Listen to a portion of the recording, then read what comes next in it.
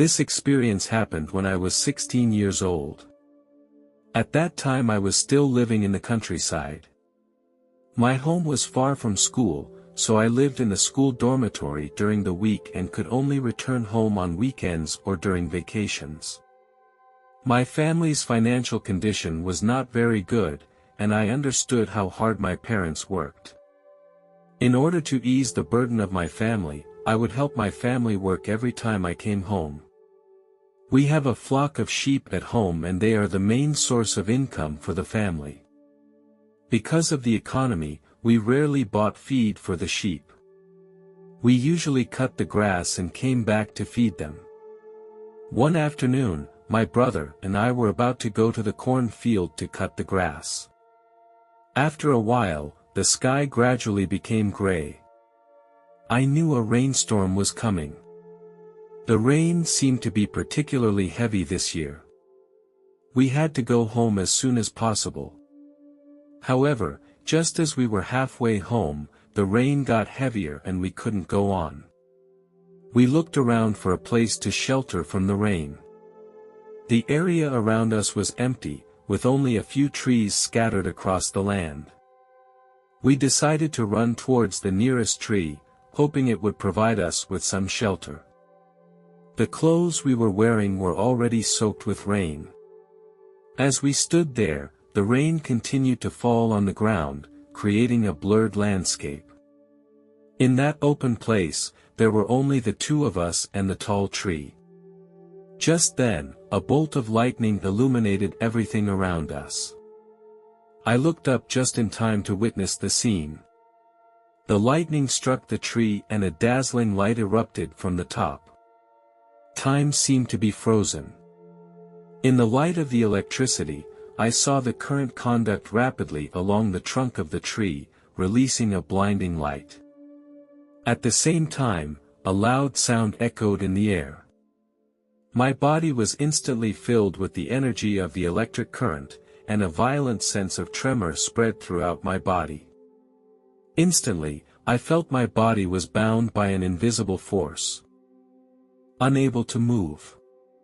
My heartbeat accelerated dramatically and there was a sizzling sensation in my chest.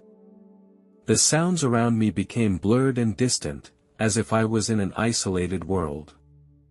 I felt my consciousness gradually blurring. When I regained consciousness, I found myself in a spacious and mysterious room. The room was constructed of black stone. The ceiling was so high that I could not see the top of the room. The borders of the whole room became very blurred. There was no furniture or decorations in the room, only 4 cold black stone walls. There was no texture on the walls, just a smooth and hard surface. Although the surrounding area was dim, a strange energy filled the air and made me feel very calm. I saw my brother still lying on the floor, and I went over and gently shook his shoulder to wake him up. He slowly opened his eyes, and his gaze was filled with confusion. Suddenly, a bright light shone into the room. It wasn't just ordinary light, it radiated an energy of peace and contentment. It was stronger than anything I had ever felt. We were drawn to that light and slowly moved closer to it. My brother and I did not communicate verbally, we communicated with each other on another level. We knew that this was a special experience. Led by that light, we entered a beautiful valley. This valley was covered with lush green grass. Under our feet was soft green grass and in the distance were magnificent mountains. The whole valley was enveloped in a golden glow, shining with a fascinating light. We also saw a lot of luminous bodies. They were like tiny glowing bubbles, which floated in the air or scattered on the grass. Each glowing bubble represents the presence of a soul. They emit a warm and soft glow. They have no specific form, but are full of energy and life force. We stand quietly in the valley and feel inner peace and tranquility. We no longer feel alone because we have established a silent connection with these spirits. I felt that this place was heaven, full of endless beauty. My brother, however, thought this place was just a temporary gathering place for souls. As time went on, the tiny luminous bodies began to converge on the far side of the valley. A pure white being gradually emerged, and it was the image of an angel. This angel was slightly different from what I had imagined. He was taller than the angel I had imagined. The angel first started a conversation with my brother. He gently and kindly told my brother that his mission on earth had been completed and that it was now time to go home. The brother's eyes were filled with mixed emotions. The angel explained to my brother that his journey on earth was over and that he had done his best. Now he could let go of all his burdens and return to the home where he truly belonged. I stood by and watched all of this in silence. I could feel my brother's inner struggle. I longed to return to earth with my brother and to our family. I took a step closer to the angel and expressed my heart's desire. I wished that my brother and I could go back together. We still have a lot of unfinished business and a family waiting for us. Please give us this opportunity to return to earth and continue our journey. The angel gazed at me tenderly. He seemed to understand my determination. Child, every soul has its own journey and destiny. You must understand that it is not a decision that I can change. I continued, I understand this. My brother is only 11 years old, and his life is just beginning.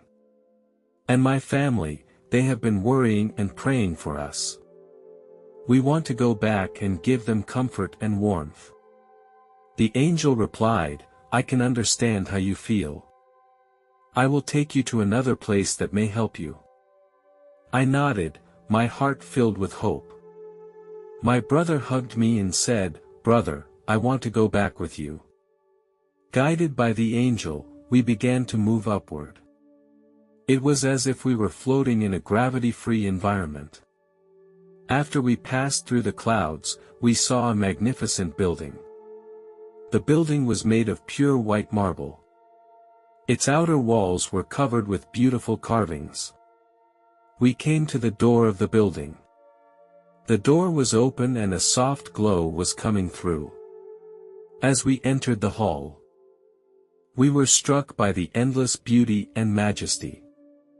The hall was spacious and grand, filled with a sacred atmosphere.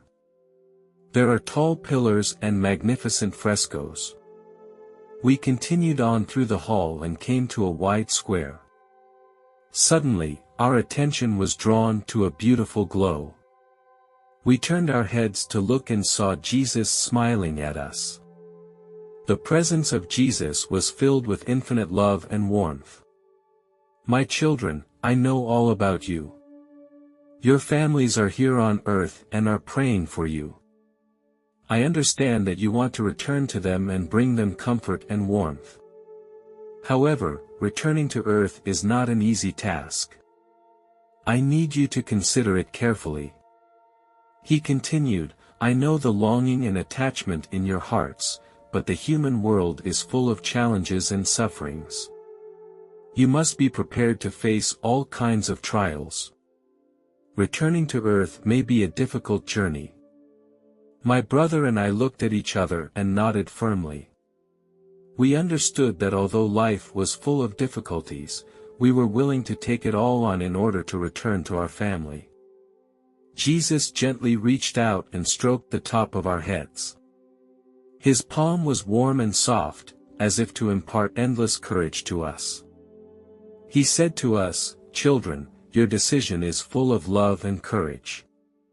Before you will be a new journey, and you will not be alone.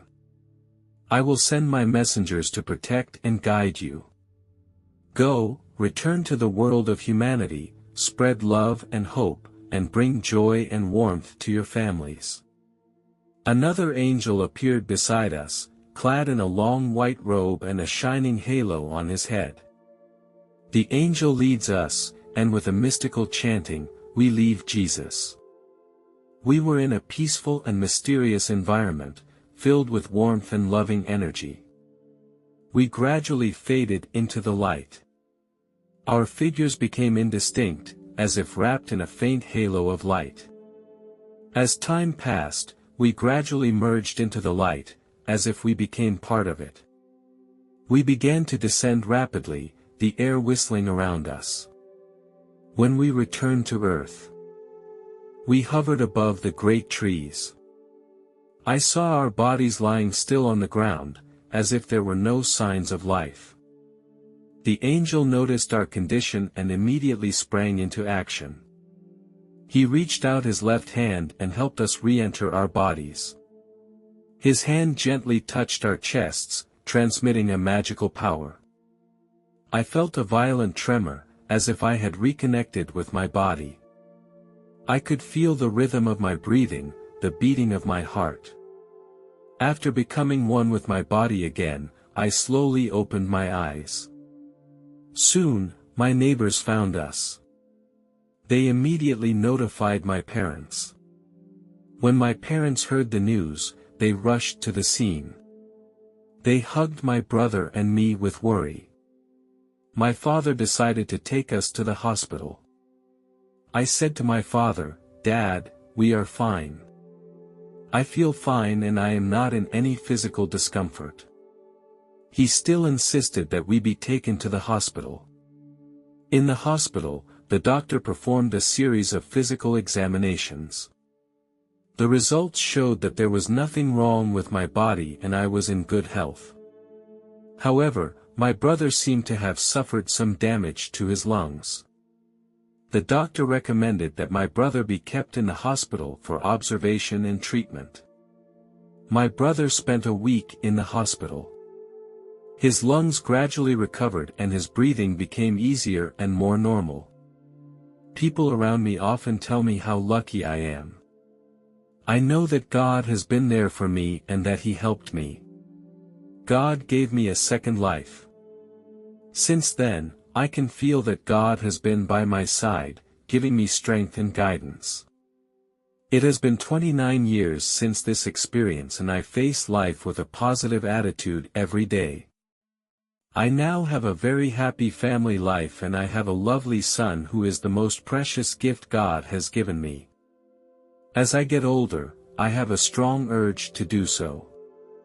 I want to send an important message to the world that God and heaven are real.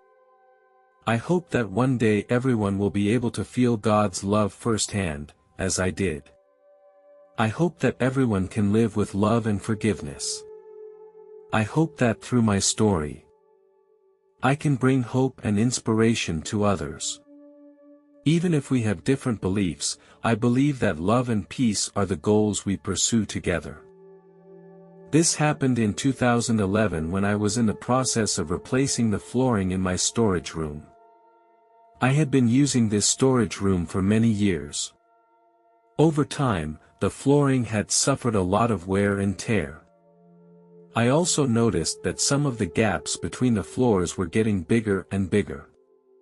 This caused a lot of trouble with cleanup because dust and debris would often get caught in these gaps. No matter how hard I tried to clean, I could not completely remove these stubborn stains. To make matters worse, some of the boards even came loose due to the aging of the floor. When I walked across the floor, it would make a harsh rubbing sound. Considering all these problems, I decided that replacing the flooring would be the best solution. One day, I moved all the stuff out of the storage room. I put the new flooring on the floor. However, just as I was concentrating on my work, I accidentally stepped on a protruding nail. A sharp pain spread through the bottom of my foot, and I sat down on the floor immediately in pain. I decided to go to the hospital right away, knowing that there was a possible risk of tetanus infection. At the hospital, I told the doctor what had happened and showed my wound. He told me that the wound looked quite deep and posed a risk of infection.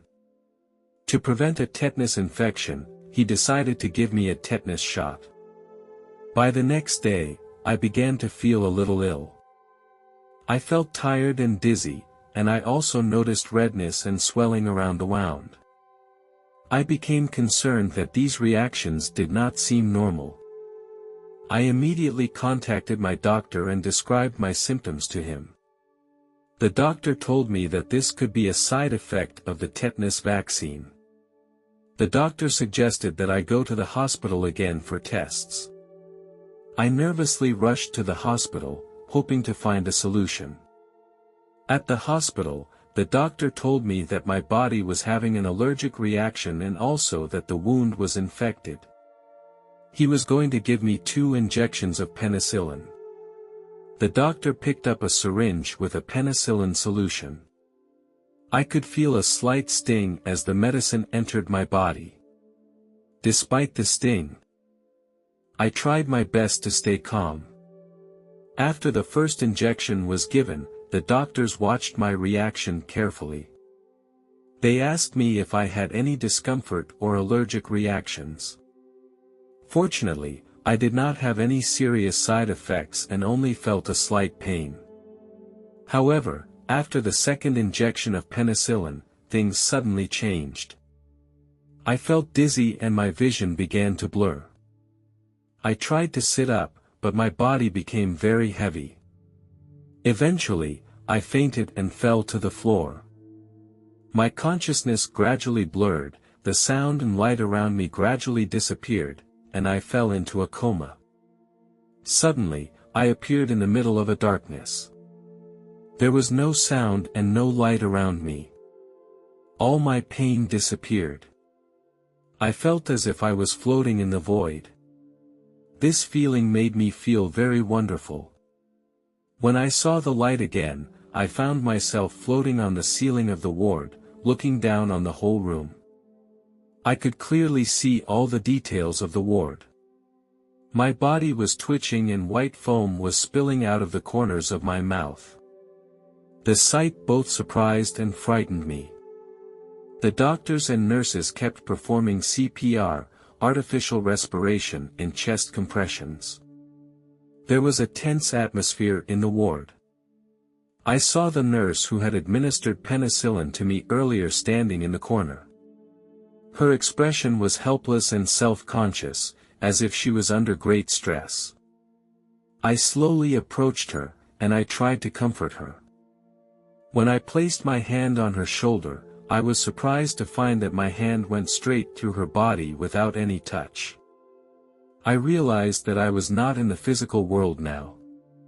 Although I could perceive everything around me, I could not interact directly with the real world. I heard a doctor say to a nurse that we were about to lose him. This statement filled my heart with helplessness and despair. I didn't know what was going to happen next. Suddenly, a doctor rushed into the operating room, holding a particularly long syringe in his hand. The doctor quickly approached my body, and he inserted the long needle syringe into my chest. The tip of the needle penetrated the skin and went directly into the gap between my ribs. The doctor's expression was very determined. He kept adjusting the syringe to make sure the drug was injected smoothly into my body. His movements were agile and precise. In this instant, I found myself in an unfamiliar room. The walls were made of bricks and stone. They bore the marks of age. There were also some old frescoes on the walls. The furniture in the room was made of old wood. On the table there is a yellowing book and an old quill. In the corner of the room there is an old-fashioned chair.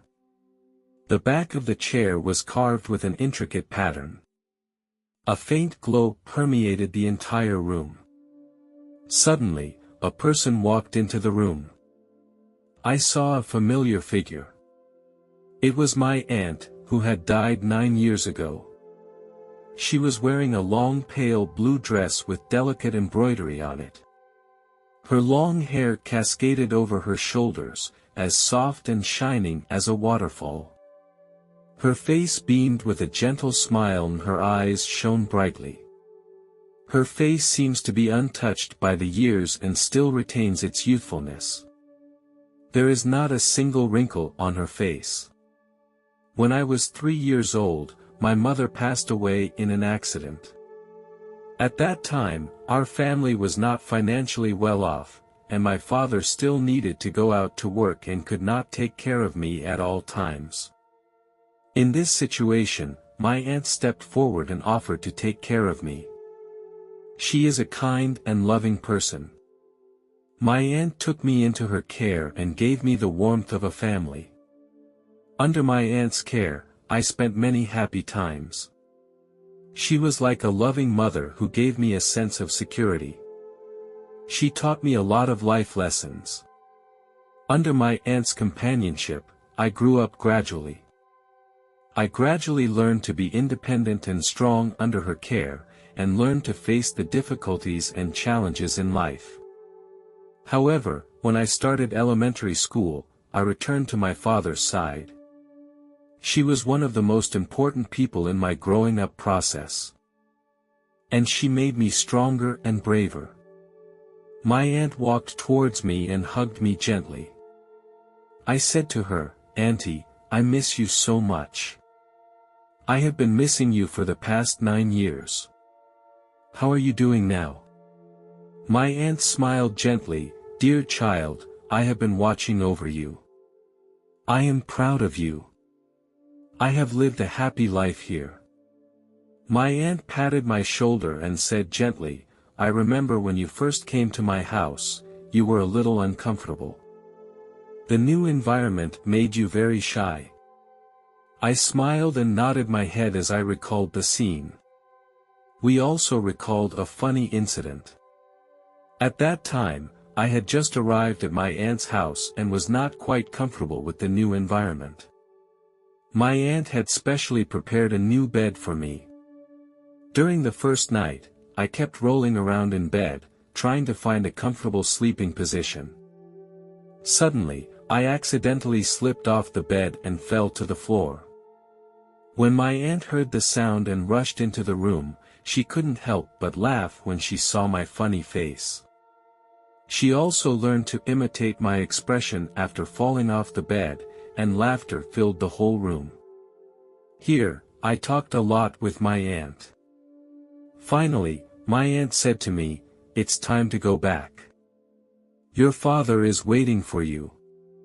Finally, my aunt said to me, "It's time to go back. Your father is waiting for you." We walked out of the room. My aunt held my hand tenderly, her eyes full of care. She said, "Baby, you have grown up and are already a brave and strong child. Your father is waiting for you, he always loves you and wants you to be happy by his side." I looked up, tried to control my emotions, smiled and said to my aunt, "Auntie, I will never forget your love and teachings to me. I will be a good person." My aunt went on to say, "Remember, no matter where you are, my aunt will always support you." I nodded, tears slipping from the corners of my eyes, and finally, we hugged each other tightly, giving each other warmth and blessings. Finally, I turned around and left the room. After walking out of the room, I felt a strong attraction, as if an invisible force was beckoning to me. I relaxed myself and gradually moved closer to it as this force guided me. In the process of returning to my body, I felt a strong spinning and twisting, as if I was caught in a huge vortex. Everything around me became blurred, as if I had experienced a dreamlike journey. Gradually, I felt myself returning to the real world. My breathing became regular, I could feel my heart beating and blood flowing through my body. I slowly opened my eyes and found myself lying on a bed in a hospital room, surrounded by doctors and nurses. My father was also standing by the bed, looking very haggard. I smiled and waved at my father. My father held my hand tightly and said in a slightly trembling voice, "Son, you're finally awake, I was so worried about you."